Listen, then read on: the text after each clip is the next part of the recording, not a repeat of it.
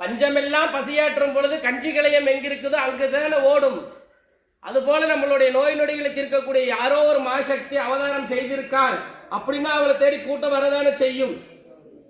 அந்த கூட்டத்திற்கு நம்ம பயந்து ஓரமா விலகிட்டோம்னா நமக்கு கிடைக்கக்கூடிய வாழ்க்கையில் நம்ம பின்னால போற மாதிரி தான். ஏதாவது பயத்துல இருக்கும், ஏதாவது சூட்சமத்துல இருக்கும், யாரோ நம்மளை ஏதோ பண்றாங்க அப்படின்ற மனக்கோளாறு மனக்குழப்பம் இருந்தால் அமாவாசையில வந்து இந்த அம்மாவை பிடிச்சிக்கிங்க. இந்த அம்மாவை கும்புறதுக்குலாம் இது பண்ணும் அது பண்ணும் அப்படி இல்ல. என்ன பார்க்காதீங்க, என்ன பார்க்கறதுனால எதுவும் இல்லை. இந்த அம்பாள் தான் முழுமையானவன், இந்த அம்பாள் தான் முழு சக்தி, இந்த அம்பாள் தான் முழு உயிர்.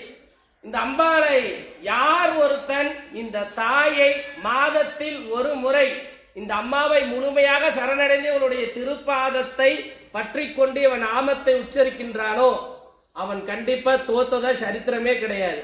சரியா 5 மாசம் 5 அமாவாசை அப்படி இல்லைன்னா 5 பௌர்ணமி இரவு ஆராதனையில் அவளுடைய முகத்தை நேருக்கு நேராக நின்று எவன் பார்க்கின்றானோ அவன் மோட்சம் பெற்றவனே. எப்பேற்பட்ட ஊழ்வினையும் அவன் அந்த அதுக்கு யார் காசு கொடுக்கணும்? யாரும் கொடுக்க தேவையில்லையே. அதுக்கு 1000-2000 கொடுக்க தேவையில்லையே. நம்ம நம்ம நிக்கிறோம், நம்ம பார்க்கிறோம். அந்த அம்மாவை பார்க்கறதுக்கு யாருக்கும் எதுவும் கொடுக்க தேவையில்லை. இந்த அம்பாள் அதிகபட்சமாக சொல்லப்பட்ட ஒரு பெரிய பரிகாரம் என்னன்னா தர்மம் தான் சொன்னாங்க.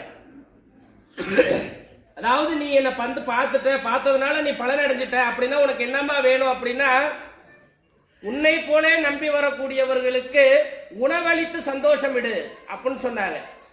எவ்வளவு பெரிய உயர்த்தத்தக்க பரிகாரமா இருந்தாலும் அன்னதானத்துலதான் பண்ணுவாங்க. அன்னதானத்துல மட்டும்தான், அதாவது தர்மம் செய்தவனால் மட்டும்தான் அவன் உயிரை அவனுடைய உரிமை இல்லாமல் எடுக்க முடியாதுன்றதுனாலதான்